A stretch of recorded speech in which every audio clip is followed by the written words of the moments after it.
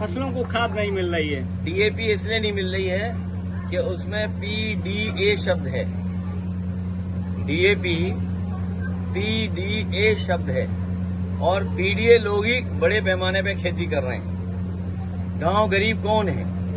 जहां हम और आप खड़े हैं, इस गांव में कौन खेती कर रहा है या किस घर परिवार के बीच में खड़े हैं? तो ये तमाम वो लोग हैं जो मेहनत कर करके कमा रहे हैं और सरकार के पास खाद नहीं, यूरिया नहीं, डीएपी नहीं और कीटनाशक दवाइयां महंगी हैं और जब फसल तैयार हो जाएगी तो कोई उसको कीमत नहीं मिलेगी और बाढ़ से जो नुकसान हुआ उसकी भरपाई नहीं हुई है।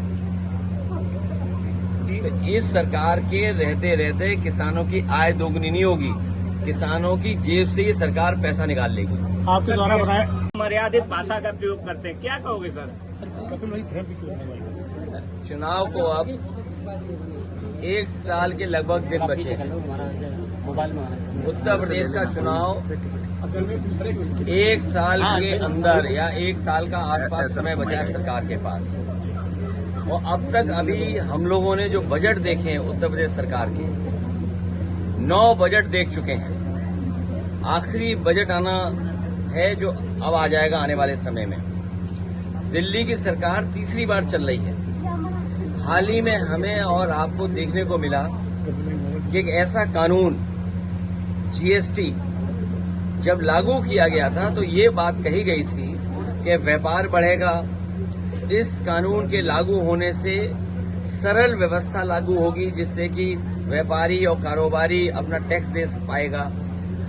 शायद दुनिया में इकलौता जीएसटी कानून रहा होगा जिसमें इतने संशोधन हुए हैं और इतने संशोधन होने के बाद भी आज फिर सरकार को संशोधन करना पड़ा और ये स्वीकार करना पड़ा कि हमें गरीबों को राहत पहुंचाने के लिए कानून में बदलाव लाना पड़ेगा, उसका जो स्लैब है वो बदलना पड़ेगा कृषि क्षेत्र में या जरूरत के सामान को लेकर के।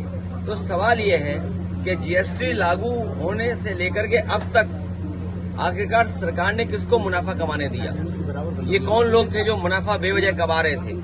और याद रखना, कानून के और स्लैब के कम हो जाने से ये जो मुनाफा कमाने की जो आदत पड़ गई है वो मुनाफा कम नहीं होगा, महंगाई कम नहीं होगी। और दूसरी तरफ जो हमारा कारोबार बंद हो रहा है, अमेरिका ने जरूर टैरिफ लगाया है, हमारे कुछ काम पर कारोबार पर टैरिफ लगा दिया, लेकिन टैरिफ से ये लग रहा है कि भारतीय जनता पार्टी के नेताओं के मुंह पर भी टैरिफ लग गया है।